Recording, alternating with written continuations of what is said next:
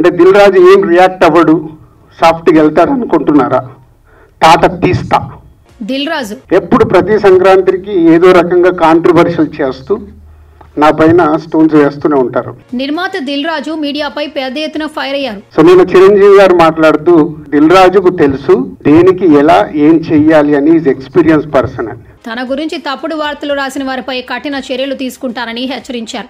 అలాగే కావాలని సృష్టించి తప్పుడు వార్తలు క్రియేట్ చేస్తే తాట తీస్తానంటూ వార్నింగ్ ఇచ్చారు. అంటే మీరు నా పైన ఏదో రాసి మీ వెబ్సైట్ ఇంపార్టెన్స్ ని పెంచుకోవడానికి వేరే వాళ్ళు ఎందుకు వాడుకుంటున్నారు? ఇది ఎక్కడ మొదలైంది అంటే రీసెంట్ గా జరిగిన Hanuman cinema pre release event లో మెగాస్టార్ స్పీచ్ నుంచి మొదలైంది.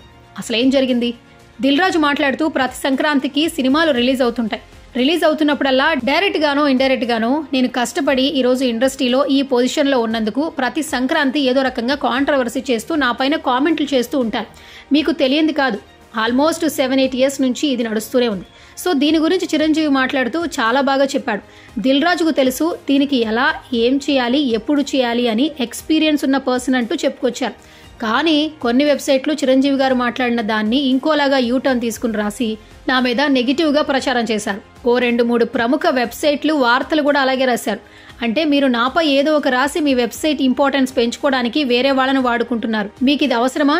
అంటే దిల్ రాజు ఏమనడు, చాలా సాఫ్ట్గా ఉంటాడు అనుకుంటున్నారా? తాట తీస్తా, చాలా రోజుల నుంచి ఓపిక పడుతున్నా, ఎందుకులే అనుకుంటూ సాఫ్ట్గా వెళ్తున్నా అంటూ మాస్ వార్నింగ్ ఇచ్చాడు. ప్రతి సంక్రాంతికి నన్నే ఎందుకు టార్గెట్ చేస్తున్నారు? ఇంతమంది నన్ను ఇష్టపడుతున్నారు. 95% నన్ను ఇష్టపడే వాళ్ళు ఉన్నారు, మిగతా 5% వాళ్ళ ఇష్టం. ఒక మనిషిగా నేను అందరినీ సాటిస్ఫై చేయలేను. సాటిస్ఫై చేస్తున్నా కాబట్టి నాకు ఇండస్ట్రీలో ఈ రోజున ఇంత మంచి పేరుంది. మీ అందరికీ తెలుసు దిల్ రాజు అంటే. వ్యాపార పరంగా వచ్చే కాంట్రవర్షీలను మీరు అడ్వాంటేజ్గా తీసుకుని ప్రతి సంక్రాంతికి మీ వెబ్సైట్స్ మీ యూట్యూబ్ కోసం వాడుకుంటున్నారు. 100% తప్పు. మొన్న జరిగిన ఈ సంక్రాంతి రిలీజ్ల గురించి ఛాంబర్లో ఒక మీటింగ్ పెట్టి ఛాంబర్ ద్వారానే డీల్ చేసి రవితేజ గారిని కన్విన్స్ చేసి ఒక సినిమాను సంక్రాంతి నుంచి తప్పించినా అదెంత కష్టమో మాకు తెలుసు. హనుమాన్ సినిమా రిలీజ్ నేను ఆపాలని చేసినట్లు రాశారు. హీరోను, డైరెక్టర్ను, ప్రొడ్యూసర్ను పిలవండి. నేను ఆ సినిమా ఆపాలని చూశానా? వాళ్లతో అడగండి. సినిమాను 14వ తేదీన రిలీజ్ చేయమని అన్నాను. 12 నాడు మహేష్ బాబు సినిమా ఉంది కాబట్టి 14 నాడు రిలీజ్ చేస్తే మీ సినిమాకు నంబర్ ఆఫ్ థియేటర్స్ దొరుకుతాయి.